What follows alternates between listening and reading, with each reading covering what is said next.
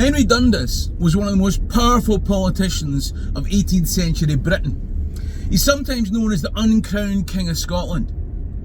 But in June 2020, in the context and clamour for Black Lives to Matter, you might have heard of his name in the context of his odious deeds to extend and maintain slavery in Georgian and then Victorian Britain. Should his statue in St Andrew's Square be pulled down? If you want to know what this Scottish Ghanaian thinks about our history, then this video is for you. More than any others that I've done so far, I'd really love for as many people as possible to see this video, so please like and share it, and if you enjoy it, subscribe to my YouTube channel. I also want to say a huge thanks to Liam McNamara and Alan Stewart. This wouldn't have happened without them. You can find their links below. Big up to these guys.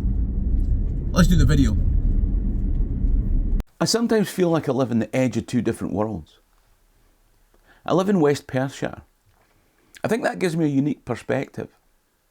You see, it's not just in Edinburgh that there's a monument to Henry Dundas, 1st Viscount Melville. He has one here too. It dominates Comrie as it overlooks his Perthshire estate. Here, a half Scottish, half African, I live in the borderlands between Highland and Lowland Scotland. They're a bike ride apart. It's an easy bike ride to Ardagh, the Roman fort on the edge of the village of Braco. But I'm going to take the car anyway. Ardagh isn't the only marching fort that the Romans built, but it's the best preserved. They say that the Romans built the first camp here when Agricola invaded in 83 AD.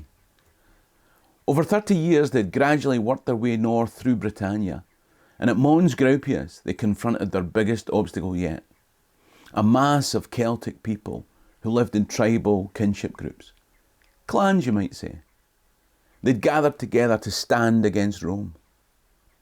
Tacitus tells us that they'd come together under their leader and swordsman Culgacus. And before battle, Culgacus addressed the clanspeople, saying, "We are the last of the free. We are the last of the free." The Roman Empire won that battle. These people and their kin groups weren't quite as free as before. Roman imperial expansion was built on slavery, and slaves would certainly have been taken, shipped across the empire, far from the land where they belonged. Now, it's one thing to win a battle, but it's another thing to quench the people's thirst for freedom. Ardagh became one of a series of forts built here. They called it the Gask Ridge. On the edge of the Highlands, it was a string of forts to keep watch on every impenetrable Highland glen. If Rome was the human empire that controlled the civilised world, then this Highland line was the geological fault where civilisation ended. The people north of here were less than human. They were little more than chattel. 1700 years later, the empire had changed, but attitudes hadn't. Whenever you drive through the small glen, the terrain abruptly shifts. The frontier is sudden from lowland to highland. This fault line was still the edge of the civilised world, but in the post-Culloden reality, the Roman Empire had become the British. And they had decided to subdue these highland impenetrable glens. Highland and lowland literally didn't understand each other. One spoke that language that one way or another had largely come down from Roman Latin, but now called English. The other still speaking a Celtic language, like Culgacus before them.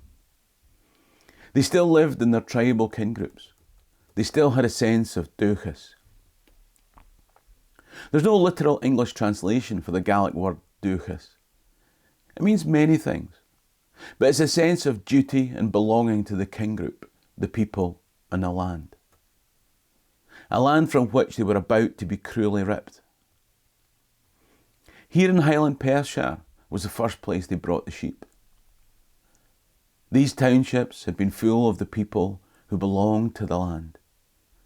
But a new world was coming, where the laird was no longer their leader, but was their landlord. They brought the sheep. Nobody wants to leave a land like this. where mountain, loch and glen pervade your very soul in a feeling deeper than belonging. But they brought the sheep, they enclosed the land, and they cleared the people. Less than human, merely chattel. That people who had found their belonging in tribal kin groups had made their last stand at Culloden. No one speaks Gaelic here now, but if you listen with your soul, you can hear it echo from the past. Duchas, duchas, duchas. They tell me the last Perthshire Gael died in the 1970s. The clearing started here, but it spread north. And the worst excesses were in Sutherland, where the English politician and nobleman, the Marquis of Stafford, through judicious marriage had become the Duke of Sutherland. His statue too towers over Golspie, sneering contemptuously down on the people to this day. His arrival preceded the most brutal burning of that sense of duchas. When the post-Culloden slaughter had ended, the lairds of empire said, "We'll take your sons, and you can stay in the land." And then the heroes who fought Napoleon for British regiments, raised from the sons of the Highlands, returned to find that the homes that they had left were razed to the ground. At times the croft was lit with the elderly still inside. On one occasion, the factor in charge had been heard to say of one old lady, "Damn her, the old witch, she has lived too long, let her burn." After her death, he was acquitted in a courtroom that was never in reasonable doubt. How long does it take for a croft to burn? I reckon around 8 minutes and 46 seconds. There was no justice. There was no peace. They were less than human. They were chattel. Now, it wasn't that the Duke of Sutherland was English. Henry Dundas was a Scotsman. They were improving the productivity of agricultural land in the Highlands.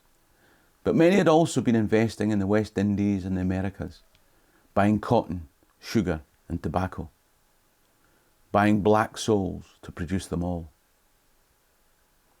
Some of the Scots who left this land made their fortune with a whip on the backs of others. The Highland Gael had become British. The only way to justify these acts of cruelty was to convince yourself that blacks were less than human. They were merely chattel. Of course, some Christian men objected and called for a cheque to be brought to it.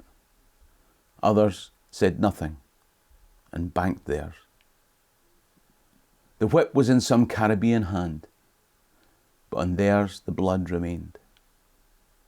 And when the compensation was paid for the end of slavery, we Scots had our bloody hands out more than most. While the system of slavery officially ended in the 1830s, the attitudes remained much longer. I know, because I remember growing up. Jim Crow died the year that I was born, but his shade crosses time and ocean. Less vivid now, but it haunts us still. As an African Scot living in the borderlands, I think I've got a unique perspective. Should we topple the monuments to Dundas, to slave traders? I don't think so. These people shouldn't be hidden. They should be exposed for what they were.